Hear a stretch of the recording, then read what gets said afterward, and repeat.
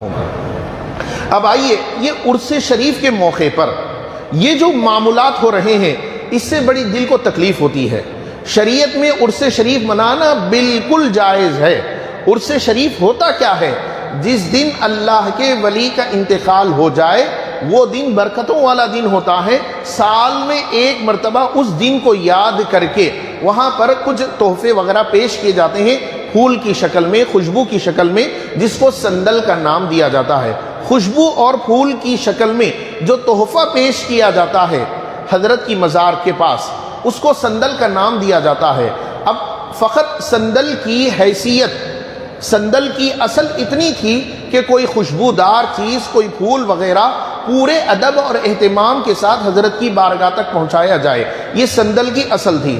لیکن آج سندل کے نام پر کس قدر ہمارے ہاں خرافات ہو رہے ہیں، اس سے کوئی تعلق ہے ہی نہیں ہے۔ 2 دن پہلے میں جب بازار میں سے آ رہا تھا، حضرت یابا سرکار رحمۃ اللہ علیہ کا سندل نکلا۔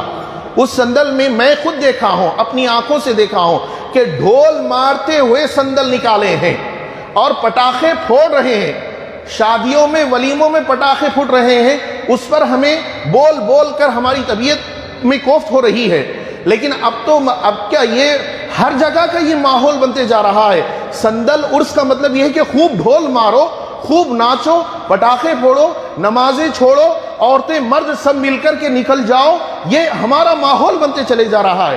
حضرت جہانگیر پیراں اتنے بڑے ولی ہیں جو پیران پیر کے خاندان کے ہیں، ان کی مزار پر ہماری نوجوان بہنیں، ہماری نوجوان بیٹیاں وہاں پر جا کر اس مقام کو اپنی یعنی جنسی خواہشات کی تسکین کا موقع اور محل بنا رہی ہیں۔ اعلیٰ حضرت امام احمد رضا خان علیہ رحمت و رضوان سختی سے عورتوں کی مزارات پر حاضری کے آپ خلاف ہیں۔ ہاں، اس میں ہمارے نظامی علماء کچھ رعایت رکھے ہیں، لیکن رعایت کا یہ مطلب نہیں ہے کہ بے پردہ ہو کر وہاں پر گھومو۔ آپ جائیے جے پی درگاہ کے پاس، کتنی ہماری بہنیں وہاں جا کر کے اپنے برقعوں کو اتار کر کے اس طریقے سے بے پردگی کا مظاہرہ کر رہی ہوتی ہیں۔ تم کو کس نے کہا؟ ایک اللہ کے بڑے ولی ہیں جہانگیر پیرا رحمۃ اللہ علیہ، ان ولی کے مزار پر جا کر تم لوگ اس طریقے سے بے پردگی کا مظاہرہ کر رہی ہو۔ حال ہی میں رنگا پور کا عرس شریف ہوا، وہاں کا ایک اسٹیٹس میں دیکھا ہوں، اسٹیٹس پہ ہمارے ایک بھائی نے رکھا ہے، خوب ڈھول مارا جا رہا ہے، ناچا جا رہا ہے۔ کیا ہے یہ؟ ولی کے نام پر، اولیاء کے نام پر منمانی کر رہے ہو۔ تم کو کس نے سکھایا؟ یہ دین نبی نے نہیں سکھایا، یہ دین اولیاء نے نہیں سکھایا، یہ دین صحابہ نے نہیں سکھایا۔ اس کی دلیل نہیں ہے، اس کی کوئی دلیل نہیں، اس کا کوئی تعلق نہیں ہے، کوئی تعلق نہیں۔ اور اس کے نام پر ایسے بیکار کام مت کرو، اس سے ہمارا کوئی تعلق نہیں ہے۔ ہم اہل سنت والجماعت کے ہیں۔ عرس کے نام پر ڈھول بجانا غلط کام ہے، عرس کے نام پر عورتوں اور مردوں کا مل کر جانا یہ غلط کام ہے، اس کا کوئی تعلق نہیں ہے۔ عرس کے نام پر پٹاخے پھوڑنا یہ غلط کام ہے، اس کا شریعت سے کوئی تعلق نہیں ہے۔ جو کر رہا ہے خود اس کا ذمہ دار ہے۔ اصل میں بات کہوں گا تو بات چبھے گی ضرور، لیکن کہوں گا بھی ضرور۔ اصل میں یہ جو بن بنائے سجادگان ہیں، اسی لیے بانی جامعہ کا احسان ہم کو ماننا چاہیے۔ بانی جامعہ نے جہاں اہل خدمات شرعیہ کتاب لکھ کر اپنے ایک شاگرد کو لکھنے کا حکم دیا، اس کے ذریعے سے ہمارے نماز کی، ہمارے روزوں کی، ہمارے حج کی، ہمارے عمرے کی رہنمائی ہو رہی ہے۔ وہیں پر ہدایات شیوخ نام سے ایک کتاب بھی ہے۔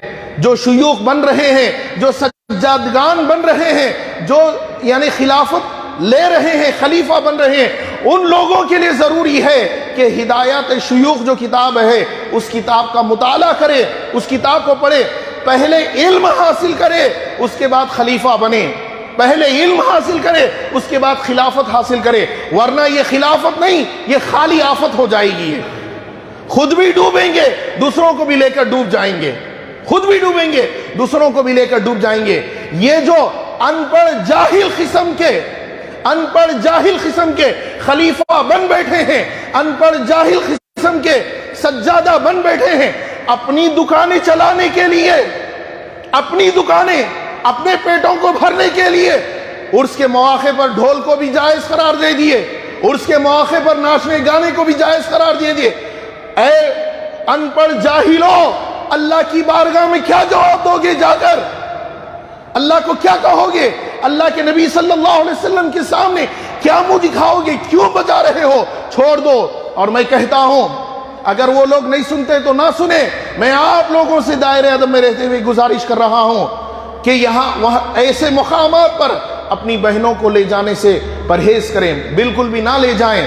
ہاں بہنوں کو لے جا سکتے ہیں، خالی موقع پہ لے جائیں اور پورے پردے کے ساتھ زیارت کرا کے لا سکتے ہیں تو لائیں، یہ میرا مشورہ ہے۔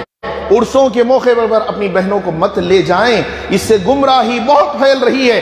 ایسے ایسے واقعات بھی آ رہے ہیں، عرس کے نام پر جا کر عیش مستی کر رہے ہیں، عرس کے نام پر جا کر ناجائز تعلقات بنا رہے ہیں، ناجائز تعلقات بنا رہے ہیں، یہ غلط بات ہے۔ لہٰذا تمامی حضرات سے گزارش ہے، جہاں جہاں عرس ہو رہے ہیں، پہلے میں خلیفاؤں سے گزارش کرتا ہوں، پڑھو پہلے پڑھو۔ اسلام میں جو پہلا پیغام آیا ہے وہ اقرا، پڑھ اپنے رب کے نام سے، یہی پہلا پیغام آیا ہے۔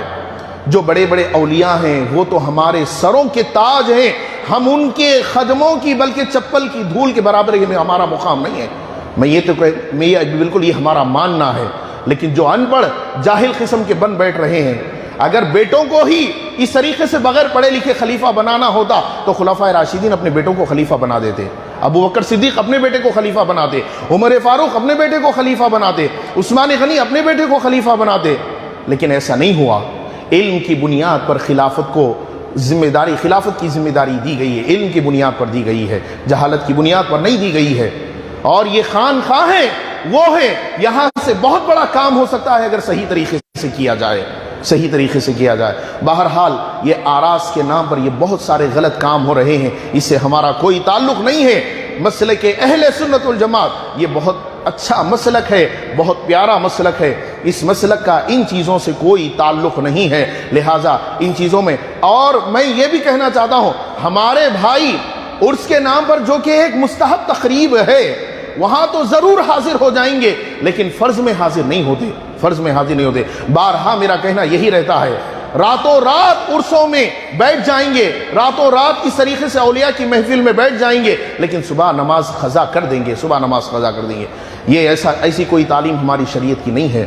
کہنے کے لیے باتیں بہت ہیں، اتنا کہتے ہوئے میں آپ کے سامنے اپنی بات کو ختم کرنا چاہتا ہوں۔ اللہ جل جلالہ سے دعا ہے، اے اللہ ہم کو صحیح دین کے صحیح راستے پر چلنے کی توفیق عطا فرما۔ اے اللہ ہماری گمراہی کو، اے اللہ ہمیں گمراہی سے محفوظ رہنے کی توفیق عطا فرما۔ اے اللہ اولیاء کرام جو صحیح کام لے کر آئے ہیں مولا، اس کام کو سمجھنے اور اس کام کو ہمیں بھی کرنے کی توفیق عطا فرما۔ آمین وآخر دعوانا ان الحمدللہ رب العالمین۔